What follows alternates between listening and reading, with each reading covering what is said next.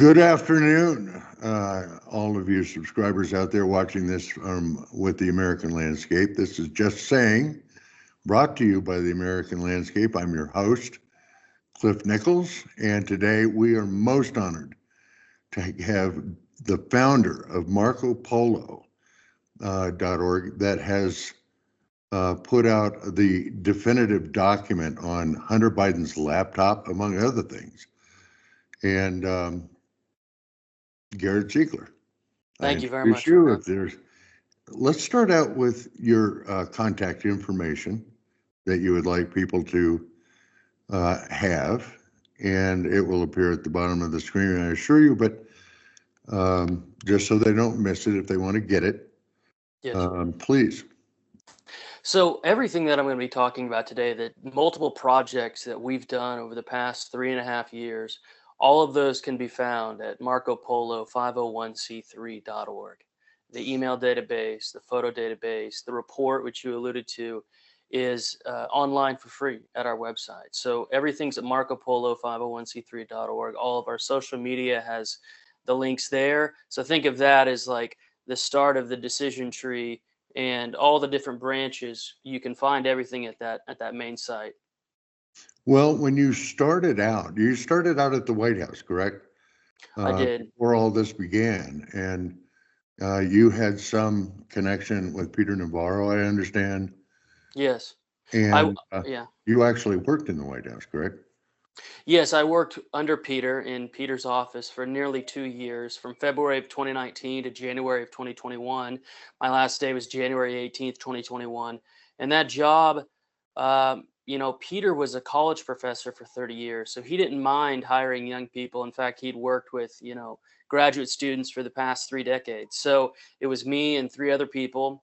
And that job really opened my eyes to the economic warfare that the Chinese state is perpetrating, not just on the United States, but on the Western world. And their model has been very successful in certain respects. So when I started going through the laptop and realized that the Bidens, the outgoing US president's family, had taken over $7 million from people tied to that organization, it sent up, red flags. And because there is so much data, because it's over 200 gigabytes, I wanted to do a definitive dossier as a counterweight to the fake Steele dossier. The Steele dossier, wasted millions of dollars of the country's resources through the Mueller investigation, through the FBI, and the Steele dossier had no primary source backing to it. There was nothing, not even a solitary hotel reservation from Donald Trump in Moscow, which was the most salacious aspect. But on the other side, you had 200 gigabytes from the president's son's laptop that he legally abandoned, which gave me great freedom to exploit it and go through the device because he legally abandoned it. And this is not a hack. There's no hacking involved. He signed a contract for the repairman to go through the data, to store the data at the repairman's server, and he forgot to pick it up. And so our project is not only named after somebody who went through and cataloged the Chinese way of life, namely, the Venetian explorer Marco Polo. That's where we get our name. We wanted something that was recognizable, but also meaningful. And we really wrote about the Chinese and other foreign infiltration of the Bidens. That was the mission of the group. We have a couple of other beats. We've done a few stories here and there. We found out that, for example, the judge who is going to get overturned in a couple of weeks, Judge Engoron from New York. Oh, he's a beaut, isn't he? Yeah, and I listened to all the appellate arguments. I really think it's going to be overturned, and he might even get his attorney's fees paid for, Donald Trump. But Engoron was posting naked photos of himself, waist up, to his own high school alumni newsletter. So we go after certain stories like that are so egregious, so pathetic, that other people might be reticent to touch. There's so many people on the American right who had the chance to write about this device and who passed up. And It's really sad. Some of them it was sort of an economic blackmail situation. They wanted to do it, but their editors wouldn't because of money and advertisers like Catherine Herridge. You know, Catherine Herridge came out with a pretty good report about the IRS whistleblowers, but you'll recall that Catherine Herridge had to be fired from CBS. So she's And now, they seized all of her documents. they did, and I think what happened to her was egregious, but nevertheless, they did all that, and she still didn't quit. She had to be fired. So I think that's the nuanced truth, that Catherine Herridge, is on the other side of the mountain compared to me. Just 30 more years of experience, a lot more money, a lot more name recognition, and yet she didn't even do it for about 3.5 years. Her big stories have now come after Joey got cooed out of his own candidacy. And that's why he was grinning ear to ear today with his piano key dentures, because he's now the only one that he's the only one that can say that he beat Donald Trump. And so it's like this story is like a prism. So many people are looking at it from different angles, but we wanted the historical record to have something. That's what the report is about. It's not a one-off article. It's not clean, meaning this report that we put together touches on people on the right and the left. There were more Republicans who signed the letter of 51 former spooks than there were Democrats, more George W. Bush people. Well, let me drop down on that point and ask you, one of the things that is certainly underway at this point is the current administration's attempt to destroy evidence. Okay. And one of the people involved in the organization and bringing to fruition that 51 intelligence officer letter saying it was a hoax from Russia is Blinken. Okay. Yes. And have you, to your knowledge, either directly or through your attorneys, made any attempt to seize the FBI's evidence logs? We will. That's the answer. That is the key, and hope they don't overlook it. I agree. And I say that because every law enforcement agency in the United States has evidence logs. They have subpoena logs. And, that's the beginning of any investigation of somebody like Blinken. And I don't want to forewarn them. We may not want to publish this until after January 20th. But with that in hand, then you get a forensic guy in and determine if those logs have been altered. But from those evidence logs, you will see everybody and the date and time and reason that they accessed Hunter Biden's laptop. And same with this, and then the subpoena logs as well.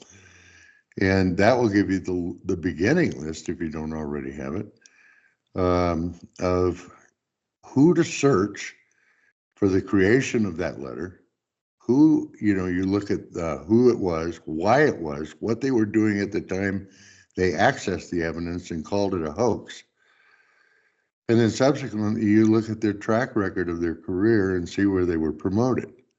Yes. To like Secretary of State, perhaps. Yeah, and his wife, Evan Ryan, Blinken's wife, also on the laptop. She's been Joey's cabinet secretary for 3.5 years. So it's really a power couple, and it's a disgusting couple once you think about it, because Anthony Blinken, beyond just committing a campaign violation, because he was a staffer for Joe's campaign at the time, Anthony Blinken perjured himself about Burisma in July of 2020 to Ron Johnson's staff. He had a transcribed interview subject to the penalties of 18 USC 1001, and he said he knew nothing about Burisma. The laptop released 3 months later by the New York Post shows that he's meeting with Hunter about Ukraine. And so there are so many things that have to be prosecuted. One area that the president should be very focused on is who are going to be his 94 U.S. attorneys in the 94 districts. And not all of them are created equal. Some are more important. The U.S. attorney, for example, of Wyoming is on net less important than who he picks for District of Columbia. I would love to see a very strong U.S. attorney for the District of Columbia. Matthew Graves, the current person, is one of the most destructive people in the American government, not just the executive branch right now. He's ruined many innocent people's lives. And so I hope that that's one of the key focuses, because we need a U.S. attorney to execute justice. And a lot of these people need to get prosecuted. Oh, I've got my own personal list. I would like every prosecutor of the J6 crowd examined and prosecuted for withholding exculpatory evidence, like they did with the shaman. It's a clear Brady violation. They need to lose their bar license too. We can't reach into the bar association and pull their bar license, but we can submit complaints. And you can also prosecute them and send them to jail. I'm into full accountability at this point. We have reached the point where our nation doesn't have the moral fiber to prosecute people for blatant treason. Even when we see it, and they don't care that we see it, because so far as they were concerned when they were doing it, they weren't going to lose control of the power. This idea to commute or pardon Hunter's sentence is coming from, in my opinion, some of the dumbest people in American politics. Piers Morgan just came out with it this morning. Piers has no clue what he's talking about. He hasn't looked through the device. There's no reason Donald Trump should pardon or commute Hunter Biden's sentence. These people, please go ahead. These people do not have honor. And so they're, from a Christian perspective, if somebody is repentant and comes forward with all the information, an argument can be made to commute or pardon them. None of that is applicable here. Not a single thing. Hunter believes that this is all a Russian hit job, and that is a joke, and it's a lie. So he gets no mercy. To me, that is true. And I heard you refer to that entire family as feral dogs at one point. Yes.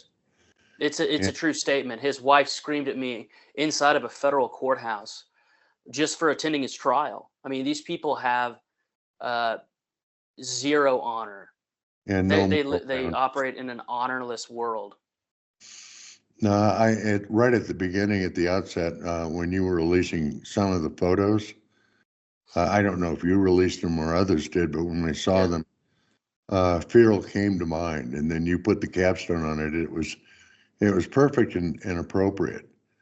Because a few times in my life I've been around them, feral cats mostly, because I grew up in farm country, and everybody especially if you're a dairy farmer, everybody has farm cats, right? Because it makes sense, and they have the straw in the milk and everything. Those things can be absolutely vicious, but they're hardy and can survive sub-zero temperatures. In the same way, that is Joey's key talent. I think he's pure evil. The only thing I can surmise in his belief system, he's changed everything. He was almost pro-life at one point. He was for busing, against trade with China, for trade with China. He's changed everything in his life except his belief in Joe. That's the one thing, after going through 128,000 emails, that I can promise you that he believes in. Joe Biden believes in. That is his lodestar. What's good for me, what's good for my campaign. Yes. And I have to say, based on the product of that family, Jill's not close behind. Although she has a pretty face, occasionally, depending on the camera angle, she is she's uniquely partnered with her husband. Lady Macbeth-like. And her first husband is a big fan of ours. One person that I've gotten to know very well is Bill Stevenson. She was married to him from 71 to 75. And he told me just a couple weeks ago, he can't recognize her. This is not the 18-year-old he married, who was a model at the time and who he bought a Camaro for. In fact, Joe Biden wrecked the car. That's how he found out they were having an affair, by the way. Joe wrecked his car, and the person who saw the accident came to Bill Stevenson the next day and said it was Senator Biden who was driving. So Bill, his own somebody Jill was married to no longer recognizes her. So that tells you everything. They fabricated a whole story to hide that. Yep. And notwithstanding the first husband coming out. Yeah. and telling the true story on the other side, the flip side of every coin. Yeah. And she goes on. Now, I'll throw a theory in that to me is well founded on my Joe Biden scenario. I believe that when they went to assassinate, the candidacy of Joe was on a Saturday, I understand. Hmm. They went in on a Saturday and told him, hey, you got to go. You're not going to win. Your debate was horrible and you're losing everywhere. So we'd like you to resign. And he didn't like it, but who liked it less was Jill, because she was a strong beneficiary of the whole deal and liked the lifestyle and et cetera. And her husband was the link to that. So when they told him he had to go, they were equivalent of telling her she had to go. Hmm. And I think between Saturday and Sunday, when he made his address to the nation, that he was going to step aside as a candidate for the president of the United States, I would suspect, as reasonable, if not true, I have nothing to base this on other than my observations over the years. I think she is the one that had him in that speech recommend his replacement be Kamala Harris. And I think that was her screw you to the Democrats who did this to her. And so he goes out on national television. They didn't know that was in his speech until he did it. And after he endorsed her, his running mate, I think the people like Obama, Hillary, et cetera, on down the line just were left speechless. Because I think that she would have been the last they would have picked. Yes. And Considering her awful performance in the primaries in 2020, oh, no what? one, not a single group of Americans likes her. No, and Housewives she was don't, vice blacks president. don't. Yeah. Excuse me, I'm sorry. My wife tells me, by the way, smile more and interrupt less. So I'm sorry for that. Go ahead. No, I thought. Oh, you mean I interrupt? Because my wife tells me that. No, I'm not saying Oh. you interrupt. I'm Oh, okay. interrupting you. So No, anyway, I'm terrible about that too. So we're on the same boat here. I didn't even think anything of it. But yeah, she's a real Lady Macbeth type figure. I think Jill has a little more gas in her tank. She's 9 years or 7 years younger than Joey, so she feels that she can do another term. oh, Um, absolutely. And was doing this term, from what I yeah, gather, in part. If nothing else, hiding his yeah, senility, which was before he was elected, yeah. et On a cetera, on down. sociological level, they're terrible parents. I mean, Joe, his first wife died, but Hunter and Ashley are both cokeheads, and they're both wrecked beyond repair. Some of that is their own fault. You can argue that some of it's hereditary. It's a toxic stew of genes, nurture, and Joe and Jill. One of the areas of her journal that doesn't get talked about a lot, the showers get talked about a lot. This is totally confirmed. She confirmed it to a federal court that her diary was stolen. Is that her mom wasn't there for her. The exact phrase she used was emotionally available. Jill wasn't emotionally available. This is a 37-year-old writing about her childhood. So it wasn't like we were going through some 12-year-old girl's journal. This is a rehab journal Ashley did when she was 37 years old. So, I mean, just wretched parents. And that's, you see the product. Parents aren't responsible for the sins of their children when they become adults, but it is indicative of the type of human beings that they are. Give us okay, so where do you see your laptop work going forward um, within the next administration, the Trump administration, to be used by their administration to an effective holding of the responsible people accountable? The key Not truth, retribution, accountable. yeah, I think the laptop story is so powerful precisely because it isn't just about the Bidens. We found Kamala in the laptop, as you mentioned already, Anthony Blinken. It's a gold mine of the most powerful people on the left and the right. So even though Donald Trump won resoundingly, the people that are going to be on the left fighting us, a lot of them are going to be in the laptop. And if they aren't directly in there, their first degree connections are. It's a portal into the DC world. So it couldn't be more, it's just as relevant today as it was in 2020 because the people have stayed the same. The exposure of it, because they have no shame, a lot of these people haven't left public life. Chris Hines is one of the few people who's left public life based on the laptop. John Kerry's stepson, as you know. He's one of the few people to not show his face in public for a couple of years. Everybody else, Blinken can still get out in front of a camera, even though the laptop proves that he committed multiple felonies. Evan Ryan can. Evan Ryan, who was the assistant, she's Blinken's wife. She was the assistant secretary of state at the time. She was back channeling with two Democrat lobbyists, Karen Tramontano and Sally Painter, with the heads of Burisma while she was a government employee. So it's very relevant. The statute of limitations for most crimes is 5 years. So some of them will have run. Tax violations are 6 years. Hunter knows that all too well. So even if the 94 U.S. attorneys can't prosecute some of these crimes, it's very helpful because it's the modern equivalent of getting an interception in somebody's cables. It's like listening to the Japanese in 43 without them knowing that.